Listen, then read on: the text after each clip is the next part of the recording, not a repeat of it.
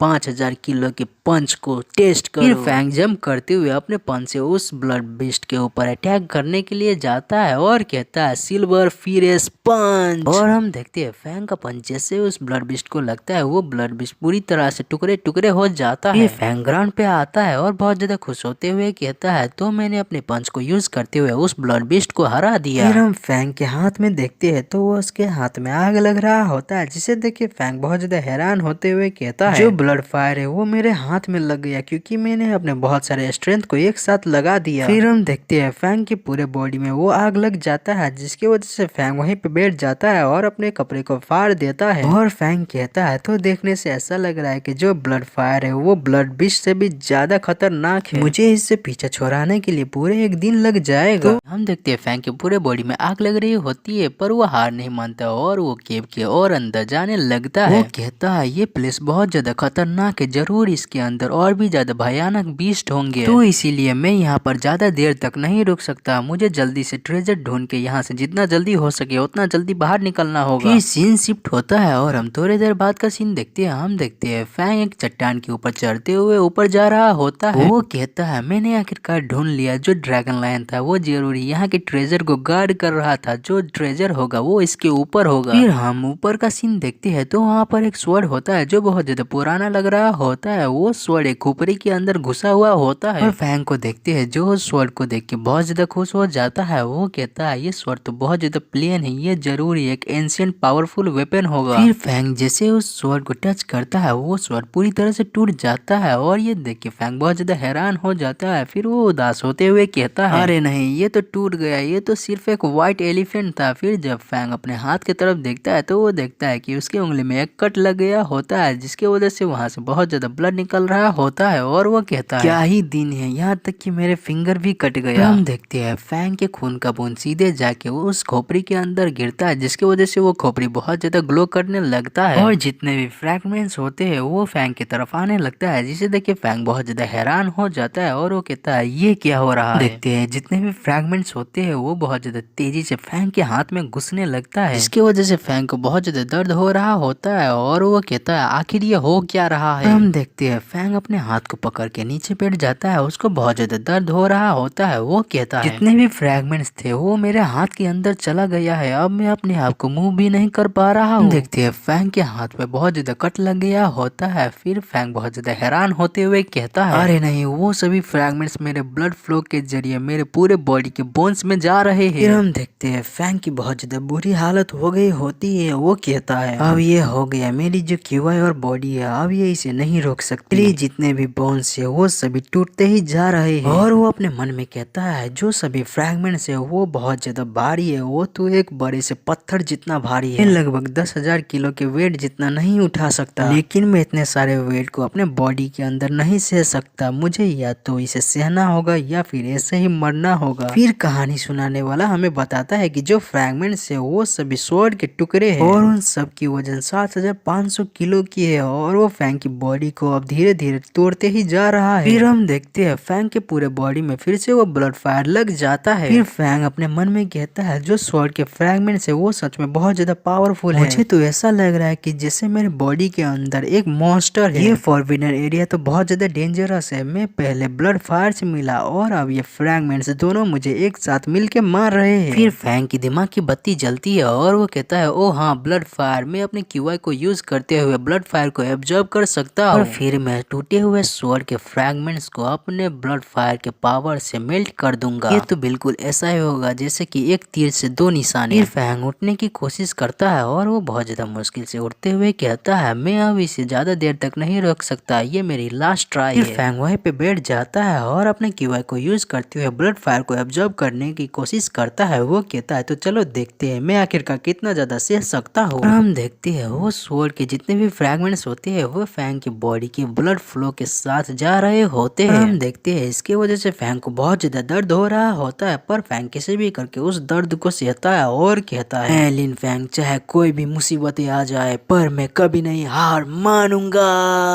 Short के starting में 5 दिन बाद का सीन देखते हैं। हम देखते हैं लिटिल सियान एक पेड़ के ऊपर सो रहा होता है और तभी कोई उसे आवाज लगाता है और कहता है कहाँ पर है लिटिल सियान। और ये सुन के लिटिल सियान जल्दी से उठ जाता है और अपने चारों तरफ देखने लगता है पर उसको कोई नहीं दिखता। फिर हम देखते हैं फैंग झाड़ियों में से निकलता है और लिटिल सियान को पकड़ के कहता है लिटिल सियान तुम तो अभी भी यहाँ पर हो, आखिरकार तुम कितने ज्यादा स्मार्ट हो, रुको मैं तुम्हें कुछ रिवार्ड दूंगा। फिर फैंग उसे कहता है तुम जो मुझे फॉरबिडन एरिया में लेके गए थे वो तो सच में डेंजरस है, लेकिन मुझे वहाँ से बहुत कुछ मिला चलो फिर मैं तुम्हें दिखाता। फिर फैंग अपने पावर को अपने हाथ में रिलीज करता है और लिटिल सियान से कहता है ये गोल्डन ब्लड क्यूआ है जो मुझे ब्लड बिस्ट को हराने से मिला है। और फिर फैंग अपने दूसरे पावर को रिलीज करता है और कहता है ये टूटी हुई स्वॉर्ड की फ्रैगमेंट्स है जो मैंने अपने लाइफ को रिस्क पे रख के पाया है। फिर फैंग उस पावर को यूज करते हुए कहता है ये दिखने में स्मॉल है लेकिन ये बहुत ज्यादा पावरफुल है। हम देखते हैं उसके हाथ से ग्रीन कलर की बीम निकल के सीधा एक बड़े से पत्थर पे जाके लगती है जिसकी वजह से वो पत्थर भी पूरी तरह से टूट जाता है। और फैंग की ये पावर देख के लिटिल सियान बहुत ज्यादा हैरान हो जाता है। फिर फैंग अपने पास से कुछ पिल्स की बोतलें निकालता है और लिटिल सियान को देते हुए कहता है लिटिल सियान तुम तो बहुत ज्यादा डर गए, ये लो ये सभी पिल्स तुम्हारा रिवार्ड है। और हम देखते हैं लिटिल सियान उन सभी पिल्स को पाके बहुत ज्यादा खुश हो जाता है। फिर हम देखते हैं फैंग उससे कहता है मुझे अभी कुछ काम है तो इसीलिए मैं तुम्हें अभी लेके नहीं जा सकता। ऐसा रहेगा कि तुम यही डिसोलेटेड लैंड में रह के प्रैक्टिस करो और जब भी मुझे तुम्हारी जरूरत पड़ेगी मैं तुम्हें बुला लूंगा। और ये सुन के फिर लिटिल सियान फैंग से हाँ कहते हुए कहता है चिरी। फिर फैंग कहता है मुझे अब वापस जाना होगा, मुझे नहीं पता कि अब एल्केमी स्कूल कैसा होगा। फिर सीन शिफ्ट होता है और हम एल्केमी स्कूल का सीन देखते हैं। हम देखते हैं टीचर यूनिंग बड़ी आराम से अपने चेयर पे सो रही होती है और वो कहती है पता नहीं कब वो लड़का वापस आएगा। तभी कोई एल्केमी स्कूल में आता है जिसकी आवाज सुन के टीचर यूनिंग बहुत ज्यादा खुश हो जाती है और वो कहती है क्या वो वापस आ गया। फिर हम देखते हैं एक बंदे ने अपने हाथ में पंखे को लिए हुए होता है। फिर हम उस बंदे का फेस देखते हैं, वो बंदा कोई और ही होता है। वो बंदा कहता है जूनियर यूनमिंग काफी दिन हो गए तुम्हें देखे हुए। और टीचर यूनिंग उस बंदे को देख के बहुत ज्यादा हैरान हो जाती है और वो कहती है सूजी रुई आखिर तुम यहाँ पे क्या कर रहे हो। और हमें पता चलता है कि इस बंदे का नाम सूजी रुई है पर हम इसे सू बुलाएंगे। वो कहता है तुमने अचानक बिना कुछ बोले ड्रग स्कूल को छोड़ दिया तो इसीलिए मैं तुम्हें बहुत ज्यादा मिस कर रहा था। फिर वो टीचर यूनियन के पास जाता है और उसके गाल पे हाथ लगाते हुए कहता है मुझे पता चला कि तुम यहाँ स्पिरिचुअल वॉरियर एकेडमी में हो तो मैं सिर्फ यहाँ जल्द से जल्द जितना जल्दी हो सके उतना जल्दी यहाँ पे आ गया। और वो कहता है वाह तुम तो अभी भी बहुत ज्यादा सुंदर हो। और ये सुनकर टीचर यूनियन उसके हाथ को हटाती है और कहती है सू तुम प्लीज रिस्पेक्ट से बात करो। और ये सुन के सू बहुत ज्यादा गुस्सा हो जाता है और वो टीचर यूनियन से कहता है सुनो इस दुनिया में ऐसा कोई लड़की नहीं है जो मुझसे बच के भाग सकती है। और ये सुन के फिर टीचर यूनियन उसको कहती है तुम यहाँ जो चाहे वो नहीं कर सकते, ये तुम्हारा ड्रग स्कूल नहीं है। और टीचर यूनियन की यह बात सुन के सू बहुत ज्यादा हंसने लगता है और वो हंसते हुए कहता है आखिर एक छोटी सी स्पिरिचुअल वॉरियर एकेडमी कैसे मैच कर सकती है हमारी ड्रग स्कूल की, सभी लोग बहुत ज्यादा इज्जत करते हैं। आज मैं तुमको यहाँ से लेके जाऊंगा और देखूंगा कि किसमें हिम्मत है मुझे ना कहने की। और ये सुन के टीचर यूनियन बहुत ज्यादा गुस्सा हो जाती है और वो कहती है तुम बास्टर कहेंगे, तुम्हें अपने आप पे शर्म आनी चाहिए। हम देखते हैं फैंग की सिस्टर और जियन वहाँ पे आती है। जियन टीचर यूनियन से पूछती है टीचर यूनियन आखिर यहाँ पे क्या हो रहा है। हम देखते हैं फैंग की सिस्टर बहुत ज्यादा गुस्सा हो जाती है और वो सू से कहती है क्या तुम टीचर यूनियन को बुली कर रहे हो। सू हंसते हुए फैंग की सिस्टर से कहता है मेरा नाम सू है और मैं ड्रग स्कूल से हो तो तुम्हारा नाम क्या है। फिर सू बड़े ठरकी भरी नजरों से फैंग की सिस्टर और जियन को देखते हुए कहता है तुम दोनों तो बहुत ज्यादा सुंदर हो और स्पेशली वो गोल्डन हेयर बालों वाली लड़की ये तो बहुत ज्यादा सुंदर है। सुन के टीचर यूनियन बहुत ज्यादा गुस्सा हो जाती है और वो उन दोनों के आगे आते हुए कहती है तुम परवट कहीं कि अच्छे से बिहेव करो और तुम इन दोनों की तरफ अपने गंदे सोच से देखने की जुर्रत मत करना। और ये सुन के सू बहुत ज्यादा गुस्सा हो जाता है और वो टीचर यूनियन के ऊपर चिल्लाते हुए कहता है आखिर तुम्हारी हिम्मत कैसे हुई सभी लोगों के सामने मुझसे ऐसे बात करने की यूनियन, लगता है अब तुम्हारे अंदर बहुत ज्यादा हिम्मत आ गई है तो चलो मैं तुम्हें सिखाता हूँ कि आखिर कैसे बिहेव करते हैं। और हम देखते हैं सू बड़े ही जोर से टीचर यूनियन को एक थप्पड़ मारता है जिसकी वजह से टीचर यूनियन दूर जाके गिरती है। देख के जियन टीचर यूनियन के पास जाती है और सू से कहती है आखिर तुमने टीचर यूनियन को थप्पड़ कैसे मारा। और ये सुन के सू उससे कहता है क्या हुआ, मैं उसका सीनियर ब्रदर हूँ, वो ड्रग स्कूल की लड़की है, मैं जितना चाहे उतना उसको थप्पड़ से मार सकता। शॉर्ट के स्टार्टिंग में हम देखते हैं जियन और फैंग की सिस्टर टीचर यूनियन के आगे आ जाती है और सू से कहती है सिर्फ एक ड्रग स्कूल के कुत्ते हो, जब तक हम यहाँ पर है तुम टीचर यूनियन को चोट नहीं पहुँचा सकते। और ये सुन के फैंग की सिस्टर कहती है हाँ तुम सच में एक ड्रग स्कूल के कुत्ते हो। और ये सुन के सू बहुत ज्यादा गुस्सा हो जाता है और वो चिल्लाते हुए कहता है तुम कुतिया कहीं की, तुम्हारी हिम्मत कैसे हुई मुझे कुत्ता कहने की। फिर हम देखते हैं सू जाता है और फैंग की सिस्टर को चाटा मारने की कोशिश करता है पर फैंग की सिस्टर उसे ब्लॉक कर लेती है पर वो दूसरे हाथ से मारता है और फैंग की सिस्टर दूर जाके गिरती है। फिर सू जाता है और जियन को भी एक जोरदार अपने झापर से मारता है और वो फिर सभी को पीटने के बाद वहीं पे जोर जोर से हंसने लगता है। और तभी वहाँ पे प्रेसिडेंट आ जाते हैं और सू के ऊपर चिल्लाते हुए कहते हैं तुम कौन हो और आखिर क्यों तुमने स्पिरिचुअल वॉरियर एकेडमी के स्टूडेंट और टीचर को पीटा है। फिर सू पीछे मुड़ते हुए देखता है और प्रेसिडेंट को रिस्पेक्ट देते हुए कहता है मेरा नाम सू है और मैं ड्रग स्कूल के सीनियर एल्डर का ग्रैंडसन हूँ। अभी अभी वो लोग मुझे बहुत ज्यादा गंदी चीजें कह रहे थे तो मैंने सोचा जाके उन लोगों को एक सबक सिखाता है। फिर हम कुछ बंदों को एल्केमी स्कूल के बाहर देखते हैं जो छुप के देख रहे होते हैं और वो कहते हैं जब लिन फैंग आसपास नहीं है तभी वो सिर्फ यहाँ पर एक जर्क है। फिर हम प्रेसिडेंट को देखते हैं जो अपने मन में कहते हैं क्या ड्रग स्कूल, और फिर वो कहते हैं ड्रग स्कूल और हिडन स्कूल दोनों एक दूसरे के बहुत अच्छे दोस्त है, तो ये हो सकता है कि ये किसी किस्म की चाल हो। फिर हम फैंग की सिस्टर को देखते हैं जो सू के ऊपर चिल्लाते हुए कहती है तुम कुत्ते कहे कि तुम वो पहले थे जिसने टीचर युनमिंग की इंसल्ट की थी, और जब टीचर युनमिंग ने तुम्हारे हाथ को हटाया तो तुम बहुत ज्यादा गुस्सा हो गए और अपने हाथ से टीचर युनमिंग को एक जोरदार झापड़ मारा। और फैंग की सिस्टर की ये बात सुन के सू फिर से बहुत ज्यादा गुस्सा हो जाता है और फैंग की सिस्टर को फिर से अपने थप्पड़ से मारने के लिए जाता है और कहता है तुम्हारी हिम्मत कैसे हुई ये कहने की, मैं तुम्हें मार दूंगा। और तभी कोई पीछे से कहता है रुको, और हम देखते हैं वो और कोई नहीं बल्कि हमारा हीरो फैंग होता है। वो बहुत ज्यादा गुस्से में होता है और वो आते हुए कहता है आखिर तुम्हारी हिम्मत कैसे हुई एल्केमी स्कूल में ऐसा करने की, तुम ड्रग स्कूल के कुत्ते कहेंगे। फिर फैंग प्रेसिडेंट से कहता है प्रेसिडेंट सिया यून आप ये सब कुछ मुझ पे छोड़ दीजिए। प्रेसिडेंट फैंग के कंधे पे हाथ रखते हैं और कहते हैं संभल के वो ड्रग स्कूल से। और ये सुन के फिर फैंग कहता है मैं समझ गया प्रेसिडेंट, आप चिंता मत कीजिए, मैं ज्यादा आगे तक नहीं जाऊंगा स्पिरिचुअल वॉरियर एकेडमी की भलाई के लिए। फिर हम बाहर खड़े हुए लोगों को देखते हैं जो फैंग को देख के बहुत ज्यादा खुश होते हैं और वो हंसते हुए कहते हैं अब फैंग यहाँ पे आ गया है, अब वो बास्टर की खैर नहीं है। फिर सू फैंग से कहता है आखिर तुम कौन हो और तुम्हारी हिम्मत कैसे हुई ड्रग स्कूल के सामने आंख उठा के देखने की। सुन के फिर फैंग उसे कहता है आखिर मैं एक छोटे से ड्रग स्कूल से क्यों डरूं, मैं हूँ लिन फैंग होली माउंट का एक स्टूडेंट। और ये सुन के जो बाहर में बंदे होते हैं वो बहुत ज्यादा हैरान होते हैं और वो कहते हैं आखिर ये होली माउंट क्या है और कब लिन फैंग एक होली माउंट का स्टूडेंट बन गया। फिर हम सू को देखते हैं जो फैंग की बात सुन के बहुत ज्यादा डर जाता है और वो कहता है क्या तुम एक होली माउंट के स्टूडेंट हो। और फिर सू घबराते हुए फैंग से कहता है क्या सच में, क्या तुम्हारे पास कोई एविडेंस है। फिर वो अपने मन में कहता है होली माउंट एक एंशिएंट और पावरफुल स्कूल है और उसके जितने भी एल्डर्स है वो सभी कॉम्बैट सेंट है और जो होली माउंट का लॉर्ड है वो बहुत ज्यादा पावरफुल और मिस्टीरियस है। मेरे ग्रैंडपा ने कहा था कि हिडन स्कूल और ड्रग स्कूल मिल जाए तब भी वो होली माउंट के आगे एक चींटी के बराबर है। फिर हम फैंग को देखते हैं जो सू की बात सुनने के बाद कहता है तुम सिर्फ एक ड्रग स्कूल के स्टूडेंट हो, आखिर तुम्हारी हिम्मत कैसे हुई मेरे ऊपर शक करने की। फैंग की यह बात सुन के वो बहुत ज्यादा डर जाता है और वो डरते हुए कहता है नहीं नहीं मेरा वो कहने का मतलब नहीं था। फिर वो अपने मन में कहता है मेरे पास पहले एक अपर हैंड था लेकिन अभी अपर हैंड उसके पास और उसे देखने से ऐसा लग रहा है कि वो बहुत ज्यादा कॉन्फिडेंट है और हो सकता है कि वो सच में एक होली माउंट का स्टूडेंट हो। फैंग बहुत ज्यादा गुस्से से सू को कहता है मैं होली माउंट का एक नोवेल स्टूडेंट हूँ और तुमने मेरी फैमिली को चोट पहुंचाया है। फैंग अपनी सिस्टर के पास चला जाता है और सू से कहता है पहले तुमने मेरी एल्डर सिस्टर को चोट पहुंचाया, फिर तुमने मेरी लिटिल सिस्टर को चोट पहुंचाया। और जियन को देखते हैं जो मस्त से एक्टिंग करते हुए कहती है प्लीज ब्रदर मेरे लिए जस्टिस कीजिए। और फिर फैंग सू से कहता है और लास्ट में तुमने मेरे ब्रदर की फियांसी को चोट पहुंचाया। और ये सुन के टीचर युनमिंग हैरान होते हुए कहती है क्या। और ये सुन के जो बाहर में लोग होते हैं वो लोटपोट के हंसने लगते हैं। वो कहते हैं क्या ब्रदर का फियांसी। फैंग तो बहुत ज्यादा बोल्ड है, आखिर उसकी हिम्मत कैसे हुई अपने टीचर के साथ ऐसा मजाक करने की। फिर हम सू को देखते हैं जो फैंग की इन सभी बातों को सुन के बहुत ज्यादा डर जाता है और वो कहता है क्या युनमिंग तुम्हारी ब्रदर का फियांसी है। और वो अपने मन में कहता है अरे नहीं इसका ब्रदर जरूरी होली माउंट से होगा, अगर ये लोग यहाँ तक कि मुझे मार भी देते हैं तो भी मेरे ग्रैंडपा हिम्मत नहीं करेंगे मेरे बदले को लेने की। फिर वो घबराते हुए फैंग से कहता है असल में ये सभी एक मिसअंडरस्टैंडिंग है, मैं इन सभी को चोट नहीं पहुंचाना चाहता था। और सू की ये बात सुन के फैंग बहुत ज्यादा गुस्सा हो जाता है और वो अपने पावर को रिलीज करते हुए कहता है क्या मिसअंडरस्टैंडिंग, आखिर तुम्हारी कहने का मतलब क्या है। फिर सू बहुत ज्यादा डरते हुए कहता है कैसा रहेगा कि मैं तुम्हें बहुत सारे पिल्स दे दूं इसके बदले। और वो अपने मन में कहता है ये डेफिनेटली एक होली माउंट का स्टूडेंट है क्योंकि ये मुझे बहुत ज्यादा प्रेशर दे रहा है। फैंग को देखते हैं जो उसे कहता है पिल्स की कोई जरूरत नहीं है, तुमने मेरी फैमिली को चोट पहुंचाया है और तुम सिर्फ कुछ पिल्स दे के बचना चाहते हो। फैंग की ये बात सुन के वो बहुत ज्यादा डर जाता है, उसके पूरी तरह से पसीने छूटने लगते हैं और वो अपने मन में कहता है ये डेफिनेटली एक होली माउंट का स्टूडेंट है, इसके आगे पिल्स की कोई वैल्यू नहीं है। फिर फैंग उसे कहता है आखिर इसके बारे में क्या ख्याल है, अगर तुम मेरे फिंगर के 3 अटैक को सह पाए तो फिर मैं तुम्हें माफ कर दूंगा और आज जो कुछ भी हुआ वो सभी भूल जाऊंगा। ये सुन के सू बहुत ज्यादा खुश हो जाता है और फैंग को रिस्पेक्ट देते हुए कहता है क्या सिर्फ 3 अटैक, अच्छा ठीक है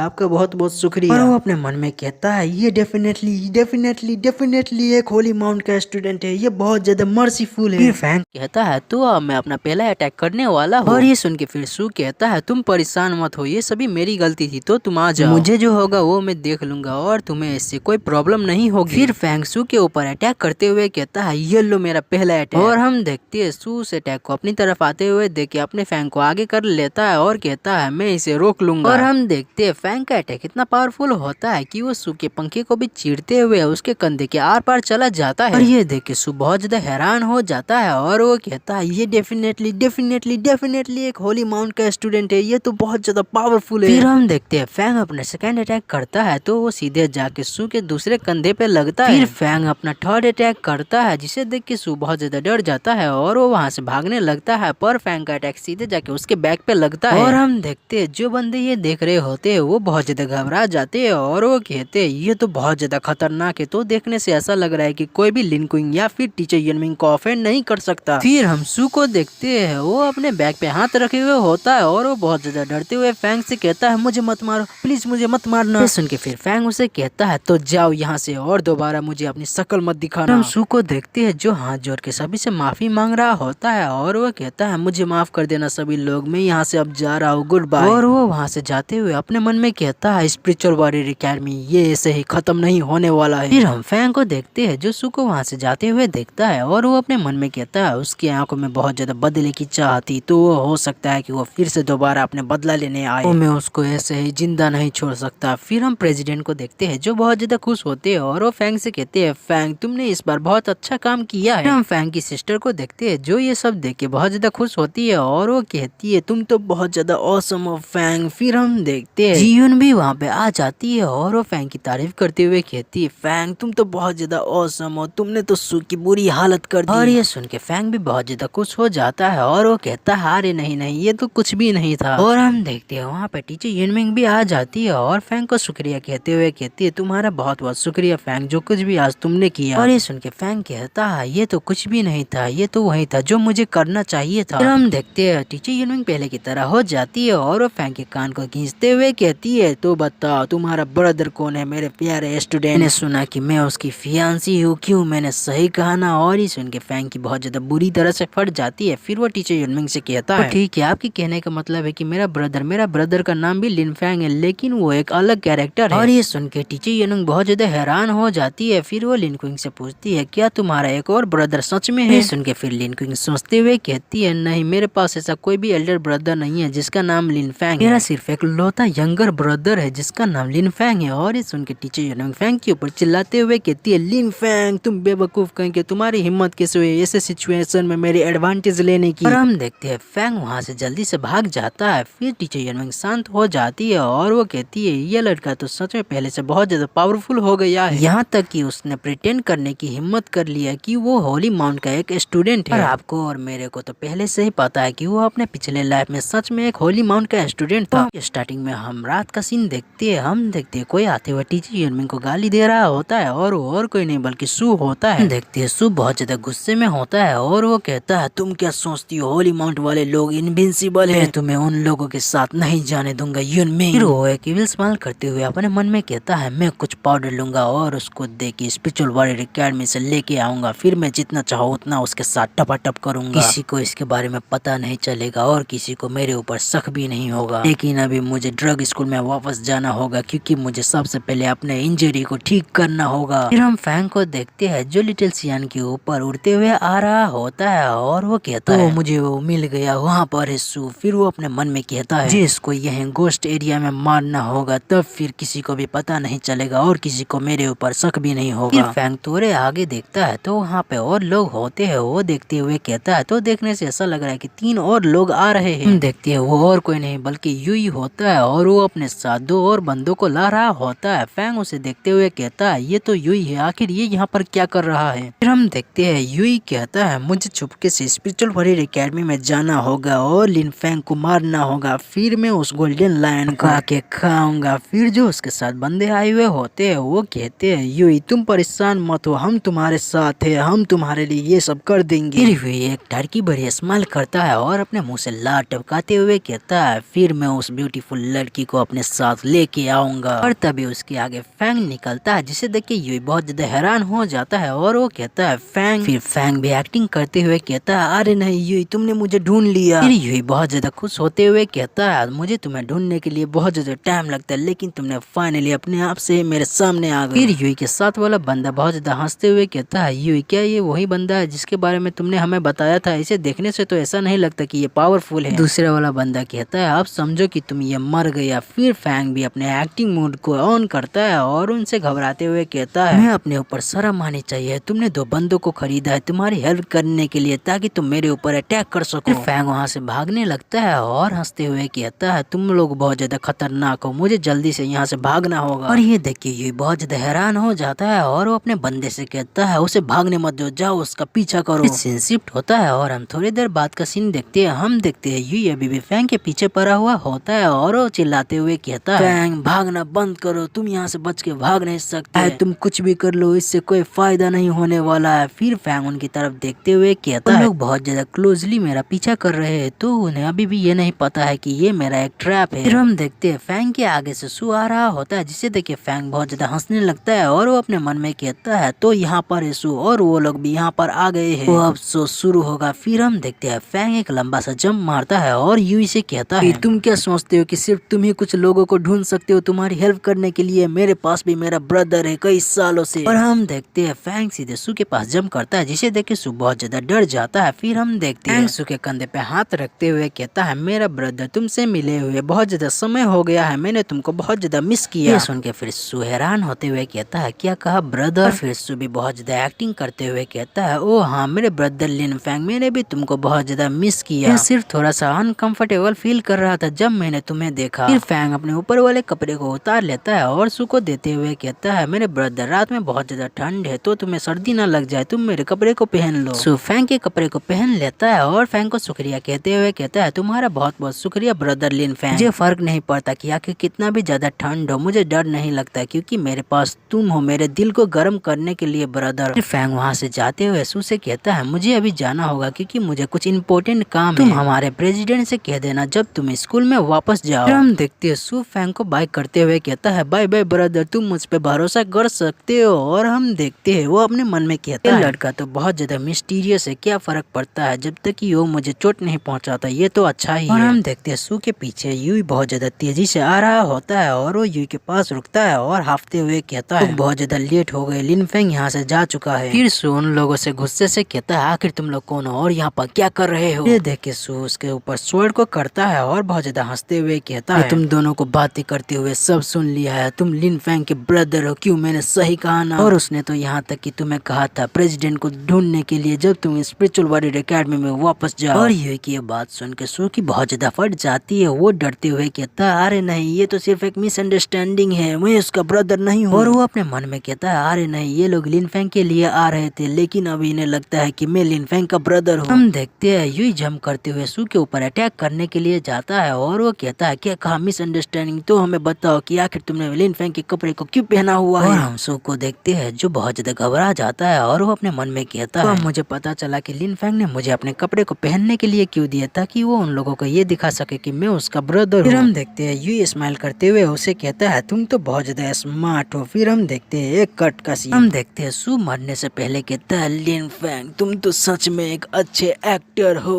और हम देखते हैं सू वहीं पे मर जाता है। देखते हैं यूई कहता है, फैंग के ब्रदर को मारने के बाद अब मैं फैंग को मारूंगा। तभी वहाँ पे एक जोरदार हवा चलती है जिसके वजह से यूई अपनी आंखें बंद कर लेता है और कहता है, आखिर ये तेज हवा कहाँ से आ रही है? फिर जब वो लोग आसमान की तरफ देखते हैं तो वहाँ पे एक बीस्ट होता है जिसे देख के वो लोग कहते हैं, आखिर ये बीस्ट यहाँ पे क्या कर रहा है? देखते हैं वो बीस्ट और कोई नहीं बल्कि हमारा लिटिल सियान होता है। लिटिल सियान अपना ब्लैक विंड अटैक करता है, इसकी वजह से उन लोगों के चारों तरफ काला धुआं आ जाता है और वो लोग कुछ भी देख नहीं पा रहे होते और ये अटैक को देख के यूई कहता है, ये तो एक अर्थ लेवल की स्किल है, ब्लैक विंड फॉग, मुझे कुछ भी दिखाई नहीं दे रहा है। तो फैंग उस ब्लैक विंड फॉग में से निकलता है और एक इविल स्माइल दे रहा होता है। फिर हम अगले दिन का सीन देखते हैं। हम देखते हैं स्पिरिचुअल वॉरियर एकेडमी का सीन। कोई कहता है, ब्रेकिंग न्यूज, सू और यूई दोनों मारे गए। और ये खबर सुन के एक बंदा होता है जो बहुत ज्यादा हैरान होते हुए एक बंदे से पूछता है, क्या सच में? तो दूसरा बंदा कहता है, हाँ ये बात सच है, प्रेसिडेंट सिया यून ने खुद से वहाँ जाके इन सभी चीजों को चेक किया। फिर हम प्रेसिडेंट को देखते हैं जो उन लोगों के बॉडी को देखते हुए कहते हैं, यूई ने सू को मार दिया और जो यूई था उसको एक बर्ड बीस्ट ने अपने पंजे से मार दिया। फिर हम उसी बंदे को देखते हैं, वो कहते हैं, मुझे लगता है कि सू और यूई दोनों बहुत ज्यादा बुरे थे, ये तो अच्छा है कि अब वो लोग मर गए हैं। दूसरा वाला बंदा कहता है, हाँ तुमने सही कहा, अब स्पिरिचुअल वॉरियर एकेडमी के साथ कोई भी प्रॉब्लम नहीं होगा। फिर सीन शिफ्ट होता है और हम एल्केमी स्कूल का सीन देखते हैं जहाँ टीचर यूनिंग फैंग से कहती है, तुमने ये सुना कि सू मारा गया है? और ये सुन के फिर फैंग कहता है, हाँ वो तो बहुत ज्यादा अनलकी था, मैंने सुना कि सुयुई के हाथों मारा गया है। टीचर यूनमिंग कहती है और जो लोग हिडन स्कूल के स्टूडेंट थे वो लोग एक बर्ड बीस्ट के हाथों मारे गए। ये तो बहुत ज्यादा कोइंसिडेंस था। सुन के फिर फैंग उन्हें कहता है वो प्लेस डिसोलेटेड लैंड से बहुत ज्यादा करीब था, तो ये पॉसिबल है कि जो बर्ड बीस्ट था वो वहाँ से भाग के आया होगा। टीचर यूनमिंग चैन की सांस लेती है और कहती है तो देखने से ऐसा लग रहा है कि तुमने सच में कुछ भी नहीं किया है। ये अच्छी बात है, तो चलो फिर अब देखते हैं हिडन स्कूल और ड्रग स्कूल के बीच कॉन्फ्लिक्ट को। फिर फैंग वहाँ से जाते हुए टीचर यूनमिंग से कहता है बेशक मैंने ये नहीं किया है, आखिर मैं उन लोगों के साथ क्या ही कर सकता था। हम देखते हैं फैंग अपने मन में हंसते हुए कहता है किसी को मेरे ऊपर शक नहीं है, सबको ये लगता है कि एक जंगली बीस्ट ने उन लोगों को मार दिया है, लेकिन उन लोगों को ये नहीं पता है कि मेरे पास भी एक बड़ा सा बर्ड बीस्ट है। फैंग वहाँ से बड़े ही आराम से जाते हुए कहता है अब सभी बुरे लोग मारे जा चुके हैं, अब ऐसा कोई भी नहीं है जिससे कि मेरी सिस्टर और टीचर चिक को खतरा हो। फिर फैंग मोकोंग के बारे में सोचता है और कहता है मो एकेडमिक कॉम्बैट अब लगभग बहुत ज्यादा करीब आ गया है, लेकिन मैं अभी भी सिर्फ एक एक्सट्रीम कॉम्बैट प्रैक्टिशनर हूँ जो कि मेरे लिए काफी नहीं है। तो अब मुझे अपने प्रैक्टिस पे फोकस करना होगा और इससे भी बहुत ज्यादा स्ट्रॉन्ग बनना होगा। फिर सीन शिफ्ट होता है और हम 3 महीने बाद का सीन देखते हैं। हम देखते हैं टीचर यूनमिंग बहुत ज्यादा गुस्से में होती है और वो एक कप को नीचे पटक के तोड़ते हुए कहती है आखिर लिन फैंग अभी तक वापस क्यों नहीं आया। टीचर यूनमिंग को इतने ज्यादा गुस्से में देख के लिन क्विंग कहती है 3 महीने पहले फैंग डिसोलेटेड लैंड में प्रैक्टिस करने के लिए गया था और अब उसको गए हुए कई महीने हो चुके हैं। फिर वहाँ पे जियोन आती है और लिन क्विंग से कहती है मो एकेडमी की ड्रॉ सेरेमनी है वो आज है, तो मैं आशा करती हूँ कि फैंग इसे नहीं भूलेगा। और ये सुन के फिर लिन क्विंग उसे कहती है फैंग ने मुझे कहा था कि वो ये नहीं भूलेगा। फिर टीचर यूनमिंग कहती है ये बेस्ट रहेगा, अगर वो ये भूल जाएगा तो फिर वो मुझे फॉलो कर पाएगा पिल्स बनाने में। उसे तो अभी बहुत ज्यादा दूर तक जाना है क्योंकि डार्क लेवल की पिल टोटल 100 किस्म की होती है। और टीचर यूनमिंग की यह बात सुन के दोनों बहुत ज्यादा हंसने लगते हैं और जियोन टीचर यूनमिंग से कहती है टीचर यूनमिंग आप उसके लिए बहुत ज्यादा परेशान है, क्यों मैंने सही कहा ना। परेशान हो रही है क्योंकि अगर वो दूसरों को नहीं हरा पाएगा तो वो बहुत ज्यादा इंजर्ड हो जाएगा। और ये सुन के टीचर यूनमिंग बहुत ज्यादा शर्मा जाती है और दूसरी तरफ फेस करते हुए कहती है अरे नहीं नहीं ऐसा कुछ भी नहीं है। फिर सीन शिफ्ट होता है और हम डिसोलेटेड लैंड का सीन देखते हैं। हम देखते हैं फैंग को बहुत ज्यादा जोश में होता है और वो कहता है मो एकेडमी कॉम्बैट मैं आ रहा हूँ।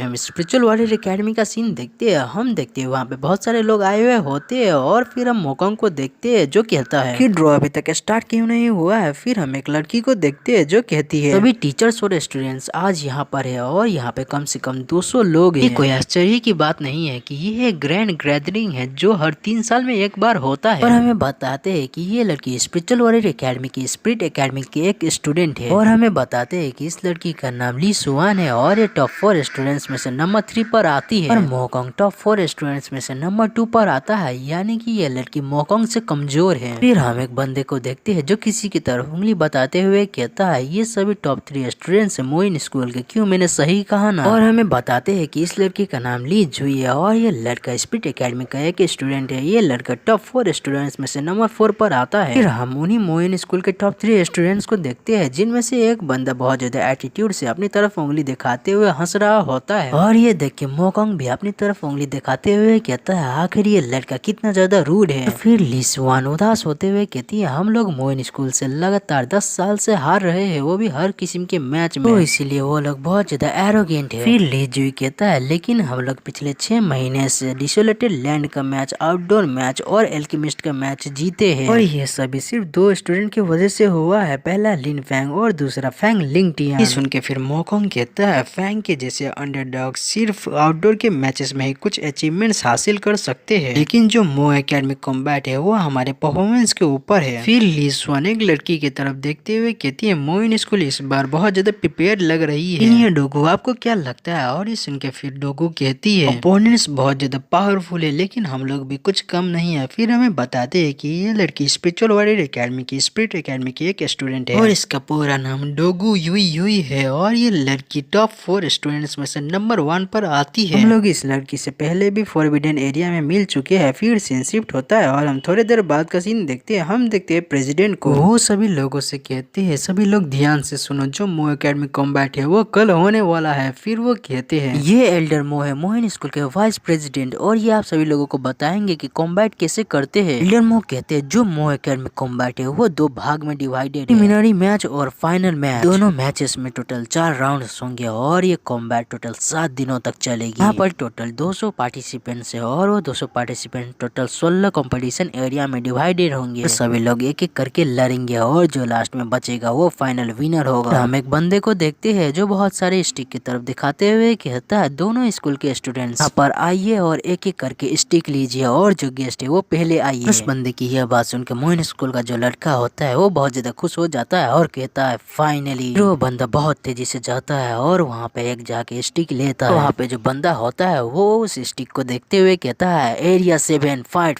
5। वो जो बंदा वहाँ पे स्टिक लेने के लिए आया हुआ होता है वो एक डेविल स्माइल देता है और हंसते हुए कहता है मोइन स्कूल का यह है स्पीड जो कि इनविंसिबल है। हम मोकंग को देखते हैं जो उस बंदे की तरफ देखते हुए कहता है ये वही रूड बंदा है जो अभी अभी मेरे ऊपर हंस रहा था। और फिर ली सुआन कहती है लेकिन वो बंदा बहुत ज्यादा स्पीड से मूव कर रहा था, हम उसे अंडर एस्टिमेट नहीं कर सकते। की स्टार्टिंग वही से होती है जहाँ से खत्म हुई थी। हम देखते हैं एक बंदा अपने स्टिक को लेने के लिए जाता है और हमें बताते हैं कि ये बंदा मोइन स्कूल के टॉप 3 स्टूडेंट्स में से एक है और इस बंदे का नाम लॉन्ग हाउ है। जो बंदा उस स्टिक को दे रहा होता है वो कहता है तुम्हारा एरिया 13 है और फाइट नंबर 4। हम ली सुआन को देखते हैं जो उस बंदे की तरफ देखते हुए कहती है ये बंदा भी बहुत ज्यादा स्ट्रॉन्ग है तो हम इसको भी अंडर एस्टिमेट नहीं कर सकते हैं। हम एक चोमू बंदे को देखते हैं जो अपने स्टिक को उठाने के लिए जाता है और हमें बताते हैं कि ये बंदा मोइन स्कूल का टॉप 3 स्टूडेंट्स में से एक है और इस बंदे का नाम सन टियान है। जो बंदा स्टिक दे रहा होता है वो सुन टियान से कहता है तुम्हारा एरिया 3 है और फाइट नंबर 2। फिर लीसवान इस बंदे को भी देखते हुए कहती है देखने से ऐसा लग रहा है कि ये बंदा बहुत ज्यादा कमजोर है लेकिन ये जरूर ही बहुत ज्यादा पावरफुल होगा, हम इस बंदे को भी अंडर एस्टिमेट नहीं कर सकते हैं। फिर हम ली जुई को देखते हैं जो अपने मन में सोचते हुए कहता है मैंने सुना था कि ये टॉप 3 स्टूडेंट्स पहले से ही लेवल 8 के कॉम्बैट मास्टर है तो अब ये तीनों तो लेवल 9 के कॉम्बैट मास्टर होंगे। और ये सुन के फिर डोगू उसे कहती है फिर से बहुत ज्यादा नर्वस मत हो, मैं जानती हूँ कि अपोनेंट्स बहुत ज्यादा पावरफुल है लेकिन हम लोग भी कुछ कम नहीं है। हम थोड़ी देर बाद का सीन देखते हैं। हम देखते हैं सारे बंदों ने अपने स्टिक को वहाँ से ले लिया होता है और हम देखते हैं वहाँ पे सिर्फ एक ही स्टिक रह गया होता है जिसे देखिए वहाँ पे जो बंदा स्टिक को दे रहा होता है वो कहता है यहाँ पर एक स्टिक अभी भी रह गया है, क्या कोई है ऐसा जिसे अभी तक स्टिक नहीं मिला है। और ये सुन के एक बंदा कहता है रुको। और ये सुन के जो बंदा स्टिक को दे रहा होता है वो ऊपर की तरफ देखते हुए कहता है ये क्या। हम देखते हैं आसमान में फैंग होता है, देखते हैं फैंग बड़े स्टाइल से आसमान से नीचे आ रहा होता है जिसे देख के मोइन स्कूल के लड़के उसे देखते हुए कहते हैं फिर ये बंदा कौन है और ये इतना ज्यादा स्टाइल से क्यों आ रहा है। फिर हम स्पिरिचुअल वॉरियर एकेडमी के स्टूडेंट्स को देखते हैं जो फैंग को वहाँ देख के बहुत ज्यादा खुश हो जाते हैं और वो लोग कहते हैं वाह ये तो लिन फैंग है और इसके आने का स्टाइल तो बहुत ज्यादा ऑसम है। फिर हम देखते हैं फैंग नीचे लैंड करता है और कहता है आखिर आप इतने ज्यादा जल्दबाजी क्यों कर रहे हैं टीचर। जो प्रोटैगनिस्ट होते हैं वो हमेशा शो ऑफ करने के लिए लास्ट में ही आते हैं। और ये सुन के जो बंदा स्टिक को दे रहा होता है वो फैंग से कहता है तो ठीक है प्रोटैगनिस्ट अब अपना स्टिक लो। और हम देखते हैं फैंग अपना स्टिक लेके वहाँ से जाने लगता है। फिर जो बंदा स्टिक को दे रहा होता है वो कहता है जो लास्ट पार्टिसिपेंट है उसका एरिया 16 है और फाइट नंबर 7 और जो ड्रॉ सेरेमनी है वो अब खत्म होती है। फिर हम देखते हैं फैंग अपने स्टिक को मुंह में रख के टीचर युनमिंग के पास आ रहा होता है और उनसे कहता है हाय टीचर जी। और हम देखते हैं फैंग जैसे टीचर युनमिंग के पास आता है टीचर युनमिंग उसको बहुत ज्यादा पीटने लगती है और उसको पीटते हुए कहती है मैं अभी भी पता था कि वापस आना है तो अब जाके मर, आखिर तुम वहीं पे मर क्यों नहीं गए। और हम देखते हैं टीचर युनमिंग फैंग को मार मार के बुरा हालत कर देती है। फिर फैंग टीचर युनमिंग से कहता है टीचर युनमिंग प्लीज मुझे छोड़ दीजिए। टीचर युनमिंग उसकी बात नहीं मानती है और फिर उसको धोबी पछाड़ देने लगती है जिसे देखिए वहाँ पे जो लोग होते हैं वो डर के पीछे हट जाते हैं। फिर फैंग की सिस्टर टीचर युनमिंग से कहती है टीचर युनमिंग आप फैंग को छोड़ दीजिए, फैंग बहुत ज्यादा प्रैक्टिस करते करते खो गया होगा इसीलिए वो बहुत ज्यादा लेट हो गया। और ये सुन के फिर टीचर युनमिंग उसे छोड़ देती है। हम देखते हैं फैंग के दोनों नाक से ब्लड निकल रहा होता है और वो अपनी सिस्टर को थम्स अप दिखाते हुए कहता है सिस्टर तुम मुझे बहुत ज्यादा अच्छे से जानती है। फिर फैंग अपनी सिस्टर की तरफ ध्यान से देखता है तो वो देख के हैरान हो जाता है और वो हैरान होते हुए कहता है वाह सिस्टर तुमने तो बहुत ज्यादा प्रोग्रेस कर लिया है, मैंने तो तुमको 1 महीने से नहीं देखा है, तुम तो अब पहले से बहुत ज्यादा पावरफुल हो गई हो। फैंग की यह बात सुन के लिनक्विंग बहुत ज्यादा शर्माने लगती है। फिर जियोन बहुत ज्यादा खुश होते हुए कहती है सिस्टर लिनक्विंग अब एक इंडोर स्टूडेंट बन गई है और वो एक लेवल 7 की कॉम्बैट प्रैक्टिशनर भी बन गई है और उसने तो एक अर्थ लेवल की स्किल जिसका नाम फ्यूरियस स्वॉर्ड है उसको भी मास्टर कर लिया है और अब पूरे स्पिरिचुअल वॉरियर एकेडमी में सिस्टर लिनक्विंग का रैंक टॉप 10 है। सुन के फैंग बहुत ज्यादा खुश हो जाता है और फिर वो सोचते हुए कहता है तो इसका मतलब ये है कि तुम पूरे पार्टिसिपेंट में टॉप 30 में आती हो, क्यों मैंने सही कहा। और अगर तुम बहुत ज्यादा लकी हुई तो हो सकता है कि तुम टॉप 8 में भी आ सकती हो। हमारा वीडियो यहीं पे खत्म हो जाता है। आशा करता हूँ कि आप सभी लोगों को वीडियो पसंद आएगा। अगर पसंद आएगा तो चैनल को सब्सक्राइब कर दीजिएगा और नोटिफिकेशन बेल को भी ऑन कर दीजिएगा ताकि आप अगले आने वाले वीडियो को मिस ना करें। इसके अगले वाले एपिसोड में हम देखेंगे कि क्या लिनक्विंग टॉप 8 में आ पाएगी। जानने के लिए देखते रहे गॉड रिबर्थ इन ट्रैश बड़ी। तो मिलते हैं फिर किसी और नए वीडियो के साथ, तब तब तक के लिए टाटा बाय बाय।